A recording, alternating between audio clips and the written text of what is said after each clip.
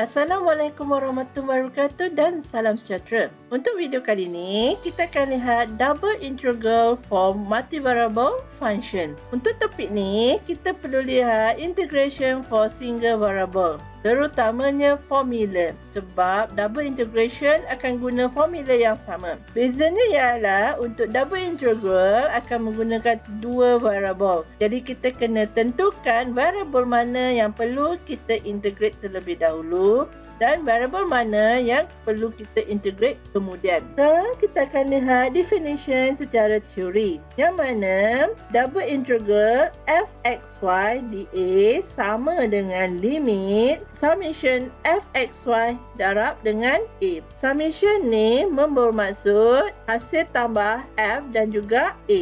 Kalau limit ni wujud, barulah kita kata f is integrable over R. Maksudnya boleh integrate. Untuk volume of a solid region pula, kita akan guna formula V equal double integral fxy dA. dA ni boleh jadi dx dy atau dy dx. Maksudnya macam kita kira area x darab dengan y. Jadi untuk volume of a solid region pula akan sama macam kita nak cari volume kotak, x darab y darab h. Dalam formula ni, h kita adalah fxy. Sekarang kita akan lihat properties double integral. Kita ada 5. Yang pertama, untuk constant, kita boleh faktor keluar C. Biasanya kita akan guna properties ni supaya proses integration akan jadi lebih mudah. Untuk yang kedua pula, kita jarang guna kalau F dengan G ni fungsi yang senang untuk integrate. Jadi, properties ni kita akan guna kalau salah satu atau kedua-dua F dengan G ni perlu cara alternatif untuk buat integration, macam substitution, by part, partial fraction dan sebagainya. Untuk elakkan jawapan kita jadi serabut adalah lebih baik kita buat secara berasingan F dengan G. Pas dapat jawapan, gabungkan semula, gunakan tambah dan tolak. Untuk properties ketiga, jawapan untuk double integral f akan lebih besar atau sama dengan kosong kalau fungsi f tu sendiri lebih besar atau sama dengan kosong. Untuk properties 4 pula, kalau fungsi f sama dengan fungsi g, jadi kita akan dapat jawapan untuk kedua-dua integration sama. Dan kalau pula fungsi f lebih besar pada fungsi g, jadi jawapan untuk integral f akan lebih besar dari jawapan integral g. Properties 5 pula untuk kes fungsi f yang tak boleh guna limit yang diberi. Kita kena pecahkan kepada dua, R1 dan R2. Contohnya macam graf ni, kita ada negatif A sampai A. Jadi kita tak boleh buat integration negatif A sampai A. Nanti jawapan dia salah. Jadi kita kena pecahkan dia negatif A sampai kosong, kosong sampai A. Sekarang kita akan lihat macam mana nak guna double integral untuk kira area dan volume. Untuk area, kita akan guna constant 1 sebagai integrand dan dA akan jadi sama ada dx dy ataupun dy dx ikut kesesuaian limit. Contohnya kita ada graf segi empat yang mana kalau x darab dengan y, kita akan dapat area segi empat ni. Ini illustration guna paksi XY. Tapi kalau kita guna paksi XYZ, sebenarnya segi empat ni hanya jadi tapak sahaja. Samalah kalau kita ada curve dekat sini. And then kalau kita tukar pergi pada paksi XYZ, curve ni akan jadi tapak sahaja. Jadi kita boleh simpulkan bahawa kalau double integral cuma guna satu sebagai integrand, itu sebenarnya calculation untuk area sahaja, yakni tapak pada X dan juga Y.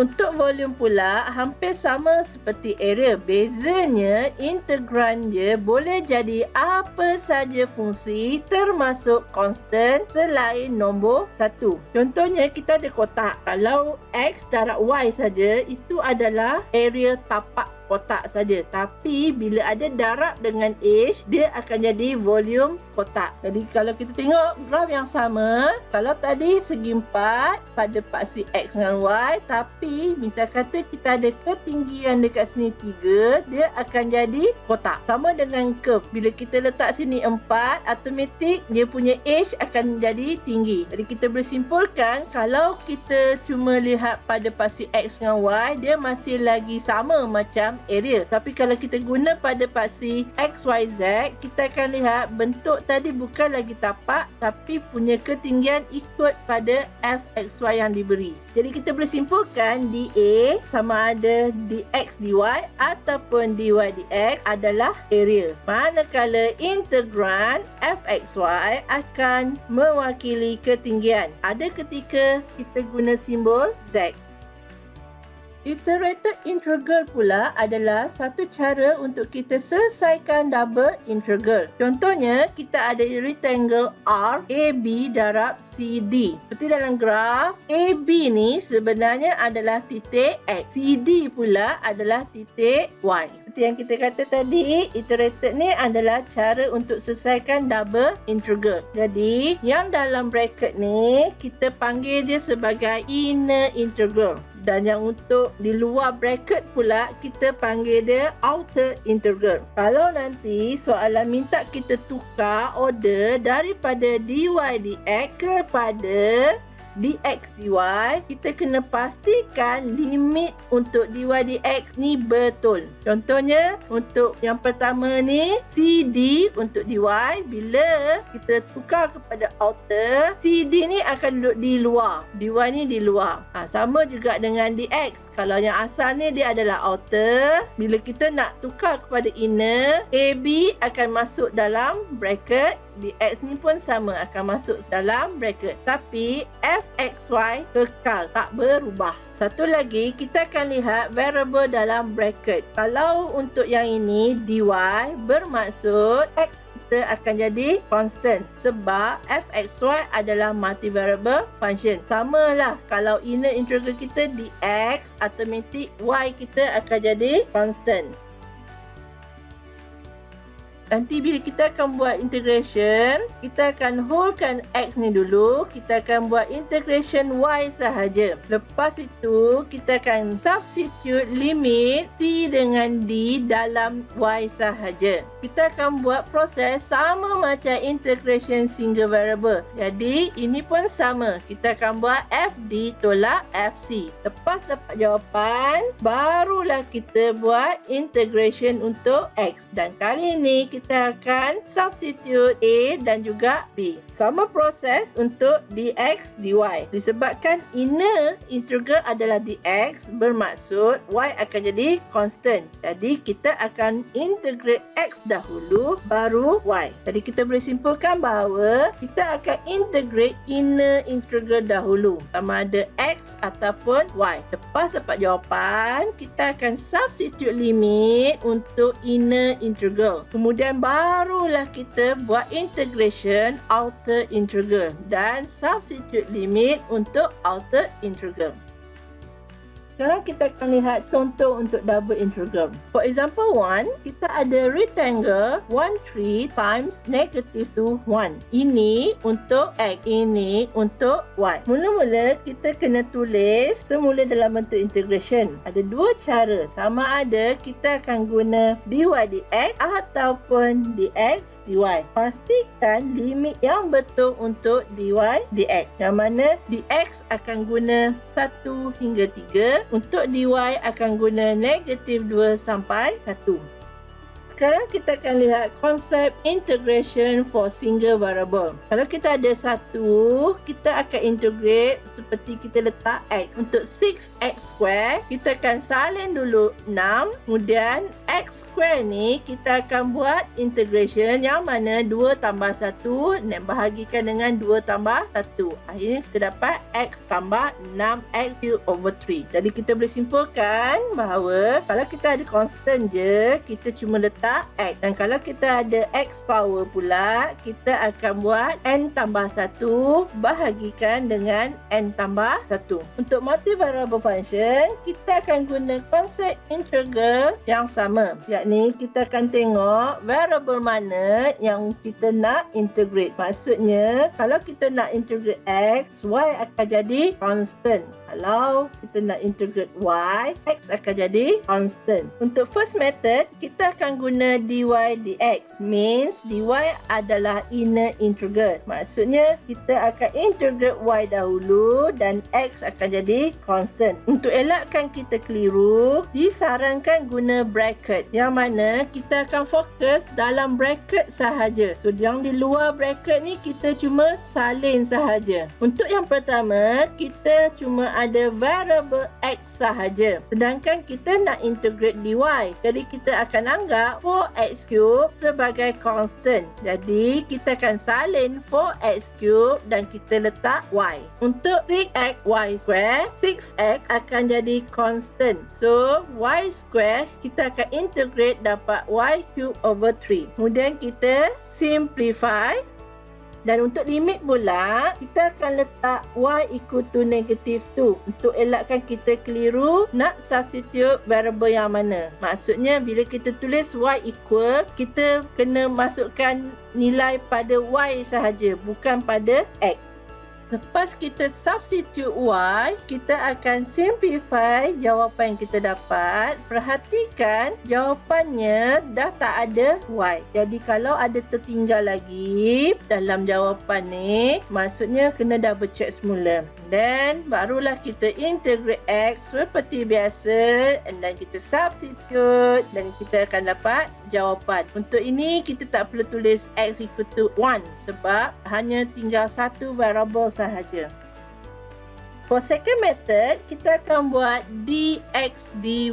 Maknanya kali ini y akan jadi constant. Kita akan integrate x sahaja. Seperti biasa, untuk permulaan adalah lebih baik tulis dalam bentuk bracket supaya kita fokus untuk inner integral sahaja. Nanti bila dah mahir, dah tak perlu guna bracket lagi. Untuk yang pertama ni 4x³ dah sememangnya variable x. Jadi kita integrate seperti biasa. Tapi untuk 6xy², kita akan salin 6y² sebab dia adalah constant. Jadi x ni kita akan integrate dapat x²/2.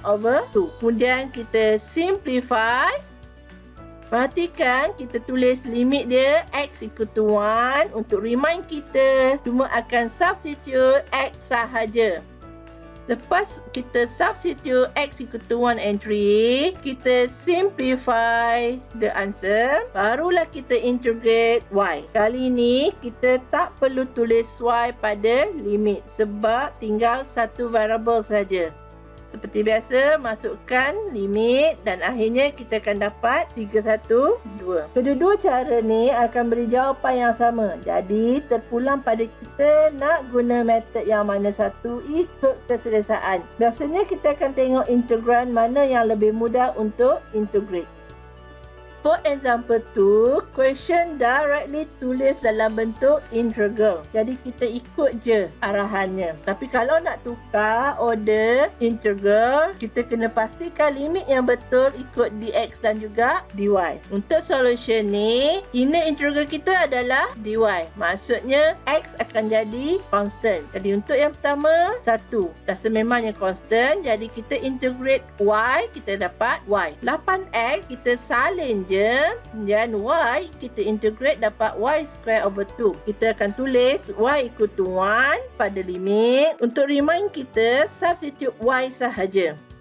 Lepas tu kita simplify dahulu. Kemudian kita substitute y equal to 1 and 2 dan simplify the answer. Barulah kita integrate x dan substitute 0 until 3 dan kita dapat 57. Example 3 juga sama, yang mana dy jadi inner integral. Kalau kita nak tukar order integration, kita kena pastikan limit yang betul untuk dx dan juga dy. Untuk kes ni, inner integral kita adalah dy.